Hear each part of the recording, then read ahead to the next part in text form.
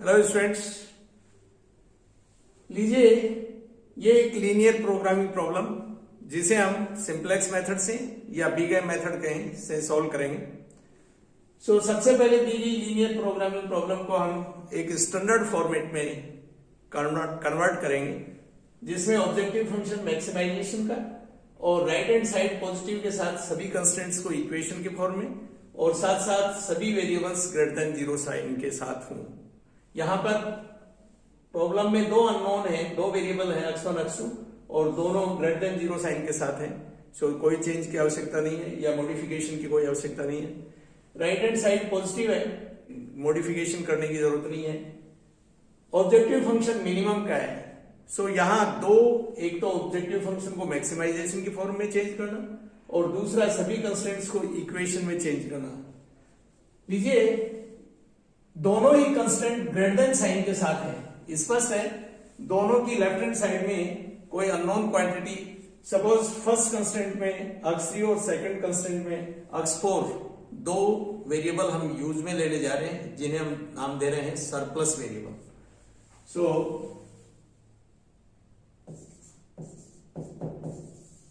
Using x3 and x4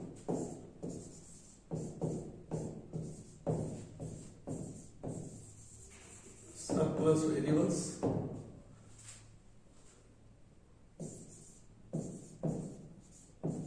convert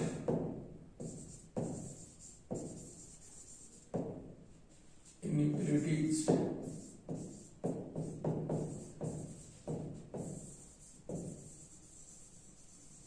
into equations.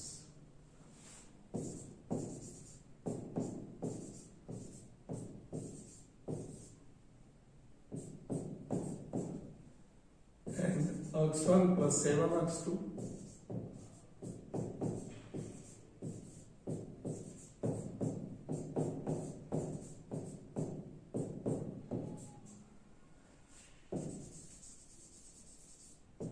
and x1, x2, x3, x4 greater than equal to 0. यहां ध्यान दें x3 x4 surplus variable है, ये greater than zero sine के साथ होंगी क्योंकि यहां ये 2x1 plus x2 greater than 4 है। If equal to 4 then x3 equal to 0 and if 2x1 plus x2 greater than 4 then एक पॉजिटिव क्वांटिटी x3 हम सब्ट्रैक्ट करने जा रहे हैं। ये इक्वल होगा 4 के। इसी तरह से सेकंड के केस में x4 के लिए x3 x4 greater than equal to 0। Objective function में जब भी हम स्लैक या सरप्लस वेरिएबल प्रॉब्लम में इंक्लूड करें तो उनकी कॉस्ट यानी उनके कोएफिशिएंट्स को हम 0 रखेंगे। कहने का मतलब है कि प्रॉब्लम को मॉडिफाई कर रहे हैं, प्रॉब्लम चेंज नहीं होनी चाहिए।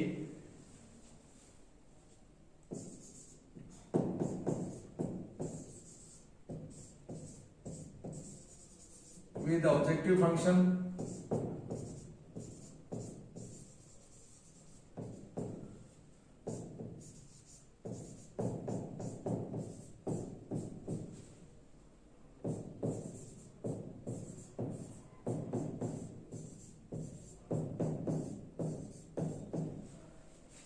यहां ऑब्जेक्टिव फंक्शन मिनिमाइजेशन की फॉर्म में है, हमने इसको मॉडिफाई करते हुए मैक्सिमाइजेशन की फॉर्म में लिखा है। ध्यान दें z x1 प्लस x2 है, स्पष्ट है z मिनिमाइज करना चाह रहे हैं। माइनस z मैक्सिमम होगा तो ऑब्वियसली z मिनिमम होगा।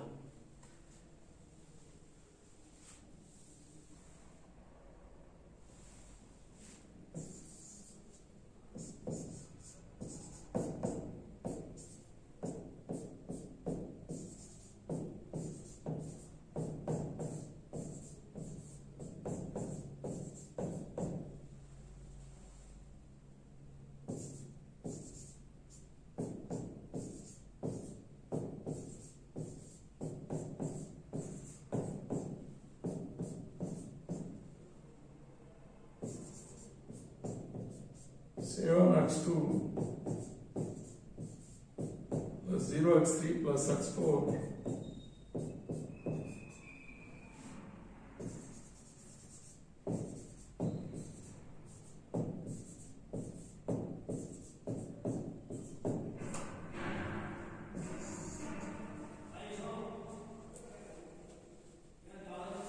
here z dash equal to minus 8.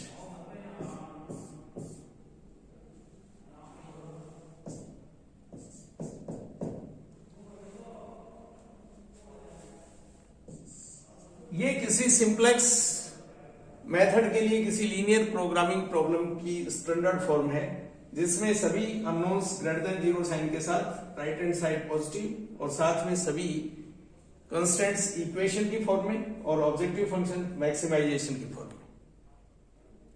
अब हम इस प्रॉब्लम को सॉल्व करेंगे, पर ध्यान दें नंबर ऑफ कंस्टेंट्स यहां 2 है, नंबर ऑफ कंस्टेंट्स, और अननोन्स या जो वेरिएबल्स हैं वो 4 है। सो सबसे पहले हम बेसिक वेरिएबल सेलेक्ट करेंगे, और जैसा कि मैंने बताया नंबर ऑफ बेसिक वेरिएबल्स यहां 2 रहेंगे out of 4, x1, x2, x3, x4।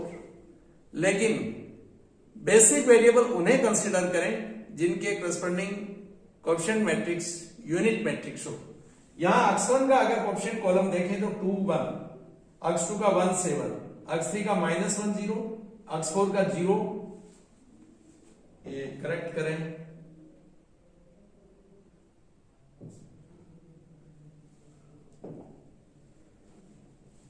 x1 का कोएफिशिएंट कॉलम 2 1, x2 का 1 7, x3 का -1 0, x4 का 0 -1। इस वे में हम देखते हैं कि चारों ही वेरिएबल के जो कोएफिशिएंट कॉलम है वो यूनिट मैट्रिक्स के कोएफिशिएंट कॉलम नहीं है, क्योंकि 2x2 साइज की यूनिट मैट्रिक्स के कोएफिशिएंट कॉलम 1 0 0 1 होगी। सो यहां 2 वेरिएबल हम और इंक्लूड करने जा रहे हैं ताकि हमें बेसिक वेरिएबल वो मिल जाए जिनके कोएफिशिएंट कॉलम यूनिट मैट्रिक्स हो। सो एक वेरिएबल मैं यहां ऐड कर रहा हूं जिसका कोएफिशिएंट यहां 0 रहेगा, और एक वेरिएबल मैं यहां ऐड कर रहा हूं यानी सेकंड इक्वेशन में, जिसका कोएफिशिएंट फर्स्ट में 0 रहेगा। सो स्पष्ट है कोएफिशिएंट कॉलम जो होगा 1 0 एंड 0 1 होगा। सो सपोज v1 एक वेरिएबल और v2 एक और वेरिएबल जिसका कोएफिशिएंट फर्स्ट में 0, and v1 v2 greater than equal to 0। v1 v2 को हम बोलेंगे आर्टिफिशियल वेरिएबल, आर्टिफिशियल वेरिएबल।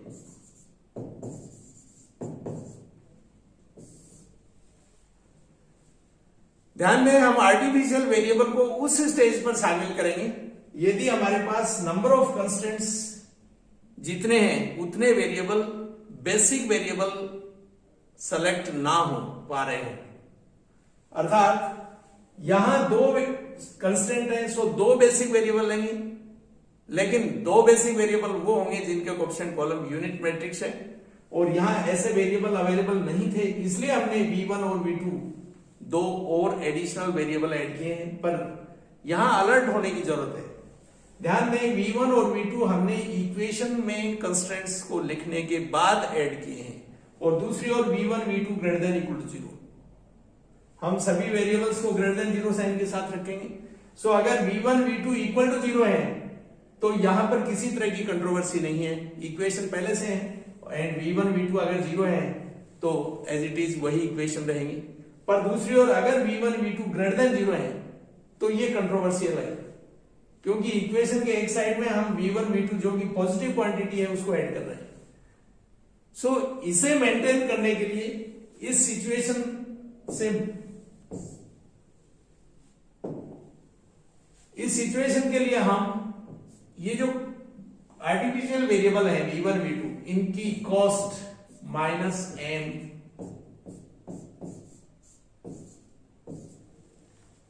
एक लार्ज पॉजिटिव नंबर के रूप में लेंगे।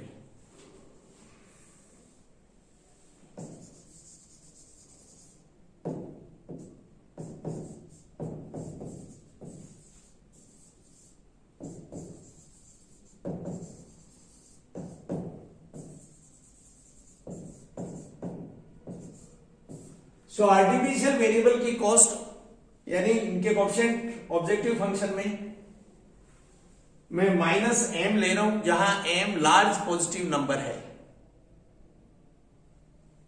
आप यहां देख सकते हैं कि ये माइनस एम के रूप में जो कोएफिशिएंट हमने आर्टिफिशियल वेरिएबल का लिया है, इससे क्या होगा, जब भी v1 और v2 की value positive, v1 and v2 अगर ग्रेटर देन 0 है और साथ में स्मॉल है, चाहे जितने स्मॉल है, अगर m लार्ज होगा तो स्पष्ट है m v1 और m v2 लार्ज होगा।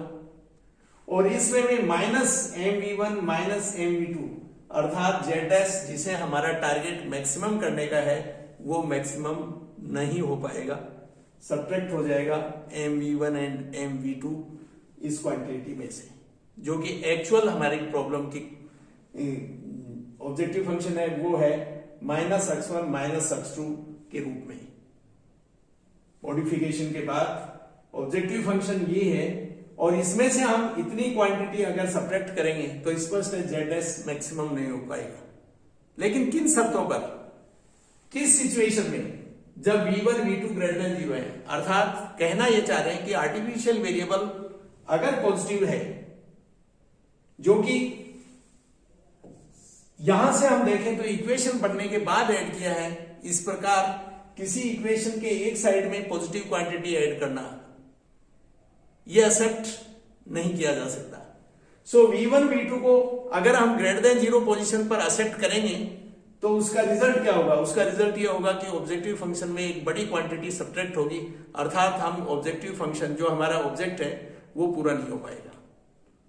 सो इस वे में हम एक चेक लगा रहे हैं v1 v2 पर, और वो चेक ये है कि v1 v2 ग्रेटर देन 0 नहीं होना चाहिए, क्योंकि v1 v2 जैसे ही ग्रेटर देन 0 होगा तो ऑब्जेक्टिव फंक्शन में एक बड़ी क्वांटिटी सब्ट्रैक्ट हो जाएगी, z में से z' की वैल्यू है वो लार्ज नहीं हो पाएगी, मैक्सिमाइज नहीं हो पाएगी, और इस वे में हम v1 v2 को ग्रेटर देन 0 होने से रोकेंगे। सो लीजिए अब प्रॉब्लम को कैसे सोल्व करेंगे। अब जैसा कि हमने पहले प्रॉब्लम को सोल्व किया है ठीक वैसे ही है। नंबर ऑफ वेरिएबल्स अब टोटल 6 है, x1 x2 x3 x4 v1 and v2, और नंबर ऑफ कंस्टेंट 2 है, और ऑब्जेक्टिव फंक्शन मैक्सिमाइजेशन की फॉर्म में है। लीजिए इसके लिए हम सिंपलेक्स टेबल तैयार करते हैं।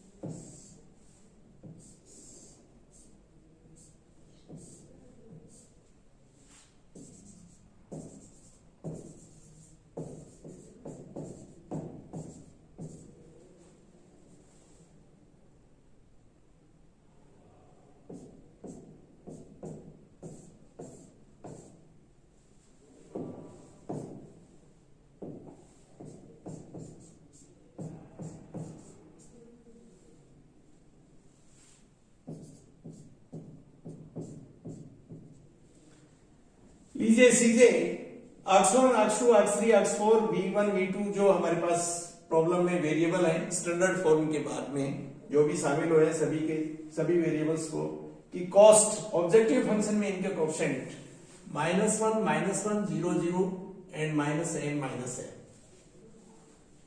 बी राइट हैंड साइड लिखेंगे 4 7। x1 यहां हम x1 के कोएफिशिएंट कॉलम को विद साइन लिखेंगे, x2 का कोएफिशिएंट कॉलम, x3 के कोएफिशिएंट्स को विद साइन लिखेंगे, इसी तरह से x4 v1 एंड v2 के कोएफिशिएंट्स। xb बेसिक वेरिएबल, ध्यान दें v1 v2, ये v1 v2 बेसिक वेरिएबल, और remaining x1 x2 x3 x4 ये सभी non basic variable. So basic variable यहां पर स्पष्ट है V1 V2 के कोएफिशिएंट कॉलम यूनिट मैट्रिक्स बना रहे हैं 1001 के केस में। सो अक्स भी बेसिक वेरिएबल, जैसा मैंने पहले भी बताया है, आप चेक करेंगे क्या यहां V1 V2 लिखे हैं या V2 V1 लिखे हैं। ध्यान दें, जब बेसिक वेरिएबल V1 V2 का सिलेक्शन हमने किया है तो रिमेनिंग वेरिएबल नॉन बेसिक, और नॉन बेसिक को अगर 0 वैल्यू दी जाती है तो यहां पर V1 4 एंड V2 7, इस तरह से V1 4 V2 7 एंड रिमेनिंग अक्स 1 अक्स 2 अक्स 3 अक्स 4, इन सब की वैल्यू 0। ये नॉन बेसिक है, ये बेसिक वेरिएबल। सो फर्स्ट से V1, सो फर्स्ट के कोएफिशिएंट कॉलम फर्स्ट रो में V1 लिखेंगे, सेकंड से V2, इनकी कॉस्ट ऑब्जेक्टिव फंक्शन में cost of basic variable. At present ये सॉल्यूशन इस प्रॉब्लम को सेटिस्फाई करता है। देख सकते हैं x1 x2 x3 x4 v1 v2 all are greater than equal to 0, and अगर x1 x2 x3 x4 को हम यहां 0 रखते हैं तो v1 4 एंड v2 7 मिलता है। इस तरह से ये वैल्यूज इन दोनों को साथ साथ इन रेस्ट्रिक्शंस, नॉन नेगेटिव रेस्ट्रिक्शंस को सेटिस्फाई कर रही है। तो ये प्रॉब्लम के लिए एक सॉल्यूशन है, और साथ साथ जो बेसिक वेरिएबल है उनके करस्पॉन्डिंग जो मैट्रिक्स है वो नॉन सिंगुलर मैट्रिक्स है। सो ये सॉल्यूशन बेसिक फिजिबल सॉल्यूशन है। लीजिए जेड माइनस सीजे कैलकुलेट करेंगे। सीबी कॉलम और x1 के कोएफिशिएंट कॉलम संगत को मल्टीप्लाई करेंगे, -2m plus -m, so -3m and minus CJ ये -8m plus 1, -m plus -7m and ये हुआ Z and minus CJ.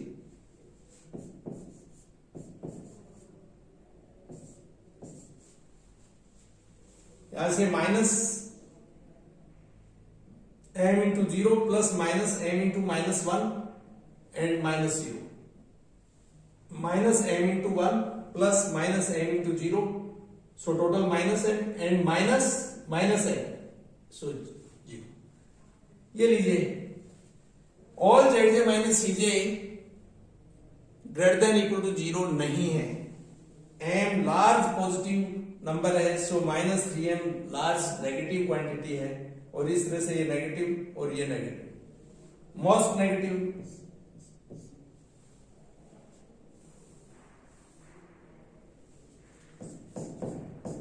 All Z minus CJ not greater than equal to 0,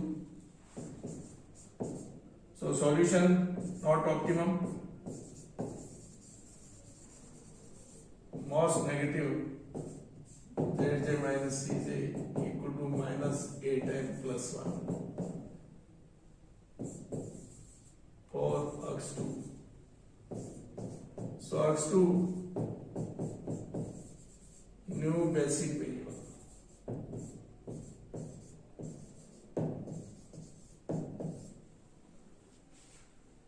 x2 नया basic variable है।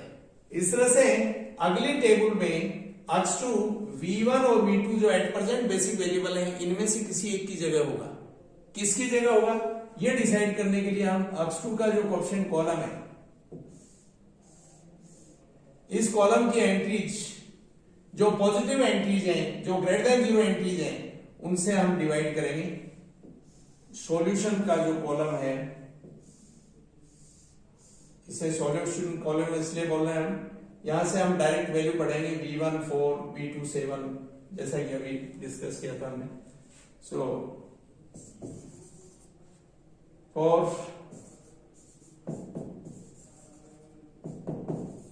Outgoing variable और departuring variable from the basis, minimum ratio calculate करेंगे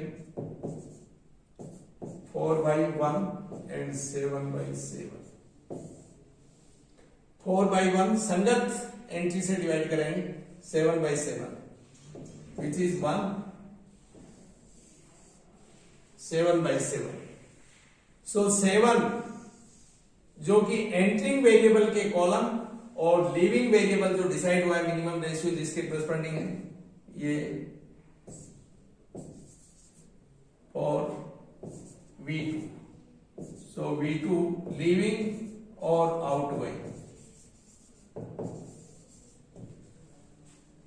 outgoing variable V2। So next table में V2 की जगह हम लेंगे x2 और दोनों आउटगोइंग वेरिएबल की रो और एंटरिंग वेरिएबल के कॉलम की क्रॉस पोजीशन पर जो एंट्री है इसे हम बोलेंगे की element. So next table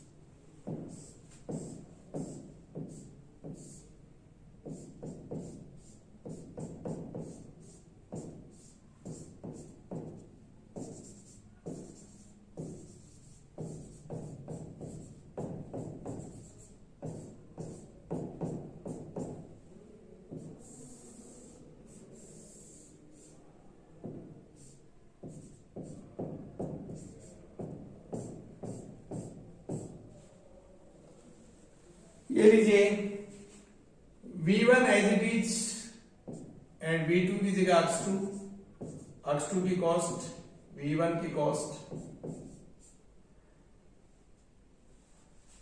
next table में ध्यान दें x2 नया एंट्रिंग वेरिएबल है जिसके कोएफिशिएंट कॉलम की एंट्रीज 1 7 है, जबकि V2 आउटगोइंग है जिसके कोएफिशिएंट कॉलम की एंट्रीज 0 1 है। सो ध्यान दें इस कॉलम को हम V2 की जो एंट्रीज है इस जैसा अर्थात 0 1 करेंगे। सो की एलिमेंट को 1 करने के लिए हम की एलिमेंट की जो रो है डिफरेंट वेरिएबल्स के कोएफिशिएंट्स से जो रो तैयार हुई है इस रो को आप 7 से डिवाइड करेंगे। हम की एलिमेंट को 1 लेने जा रहे हैं। सो 1/7 1 0 -1/7 एंड 0। यहां मैंने V2 के करस्पॉन्डिंग कॉलम कैलकुलेशन में नहीं लिया है। इसकी वजह यह है कि V2 at present basic variable था। इसका कंट्रीब्यूशन Z की वैल्यू Z' जो कि ऑब्जेक्टिव फंक्शन में हमने लिया मॉडिफिकेशन के बाद उसकी वैल्यू के इंप्रूवमेंट में जितना इसका कंट्रीब्यूशन है वो हो गया है। ये एक आर्टिफिशियल वेरिएबल है। इसकी वजह यह है कि ये आर्टिफिशियल वेरिएबल है और अगर ये पॉजिटिव लेवल पर जब भी रहेगा तो ऐसे सॉल्यूशन को हम एक्सेप्ट भी नहीं करेंगे। मैंने पहले बताया V1 और V2 को हम कंस्ट्रेंट्स के इक्वेशन में कन्वर्ट करने के बाद ऐड किया है। इस तरह से इनकी वैल्यूज ग्रेटर देन 0 एक्सेप्टेबल नहीं है। सो अगर V1 V2 किसी भी सॉल्यूशन में जब तक ग्रेटर देन 0 रहेंगे इस तरह के सॉल्यूशन को एक्सेप्ट नहीं किया जा सकता। सो ध्यान दें की एलिमेंट को 1 किया और फर्दर जो आर्टिफिशियल वेरिएबल आउटगोइंग बाहर जा चुका है बेसिस से उसके करस्पॉन्डिंग ये कैलकुलेशन की कोई आवश्यकता नहीं है, इसलिए मैंने इस कैलकुलेशन को छोड़ने के लिए कॉलम को छोड़ दिया है। नेक्स्ट की एलिमेंट के हेल्प से इसको 0 करेंगे। सो 7 के हेल्प से 1 को 0 करेंगे तो 1/7 से मल्टीप्लाई करते हुए सब्ट्रैक्ट करेंगे। सो ये 3 और 1/7 से मल्टीप्लाई करते हुए सब्ट्रैक्ट करेंगे। So 13/7 0 -1 and 1/7 and 1। Again Z minus सीधे कैलकुलेट करेंगे। So -13/7 m and plus 6/7 and 0 plus का m -m/7 plus 1/7 and 0. Again all zj minus cj greater than equal to 0 नहीं है,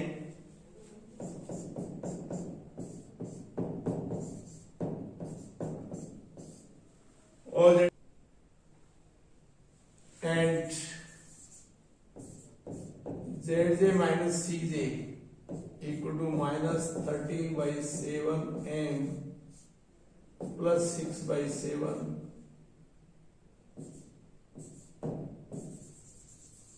is most negative value.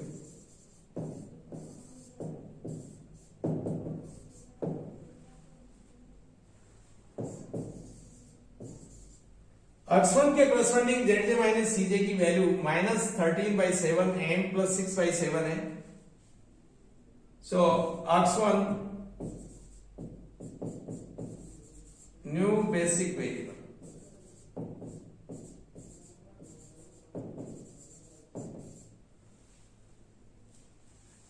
और नए basic variable के coefficient column से हम डिसाइड करेंगे लीविंग या डिपार्चिंग कहीं outgoing variable. So minimum ratio 3/13/7 and 1/1/7 or 21/13 and 7. So minimum 21/30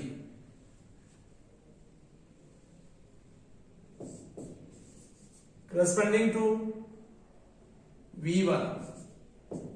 So V1 outgoing variable होगा एंड 13/7 जो कि एंट्रिंग वेरिएबल और लीविंग वेरिएबल की रो की क्रॉस पोजीशन पर है, इसे हम बोलेंगे की एलिमेंट.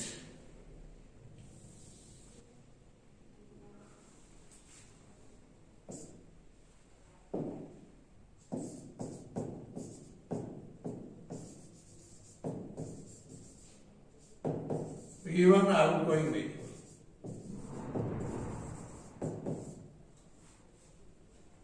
नेक्स्ट टेबल,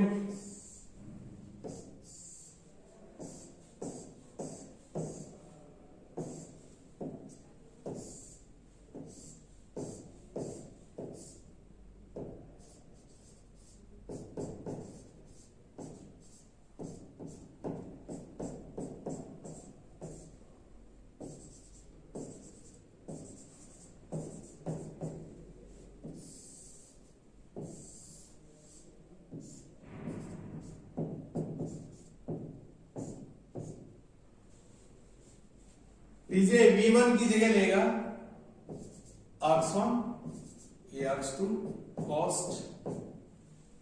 की एलिमेंट को 1 करेंगे, 7/13 से पूरी रो को मल्टीप्लाई करेंगे. मैंने पहले भी बताया है कि जो भी ऑपरेशन होंगे रो वाइज होंगे, और ये कोएफिशिएंट्स की एक रो जो हमने लिखी है फर्स्ट कांस्टेंट के करस्पॉन्डिंग है. सो यहां ये लीजिए फर्स्ट रो को के एलिमेंट को 1 करेंगे तो 7/13 से मल्टीप्लाई करेंगे तो 21/13 और ये 1 ये 0 माइनस 7/13 एंड 1/13. के एलिमेंट की हेल्प से इसे 0 करेंगे. सो 1/13 से मल्टीप्लाई करके सब्ट्रैक्ट करेंगे तो 1/13 से मल्टीप्लाई करके सब्ट्रैक्ट करेंगे सो 10/13 0 1. ये लीजिए 1/13 से मल्टीप्लाई करके सब्ट्रैक्ट करेंगे तो प्लस का 1/13. अगेन यहां 1/13 से मल्टीप्लाई करके सब्ट्रैक्ट करेंगे सो माइनस का 2/13.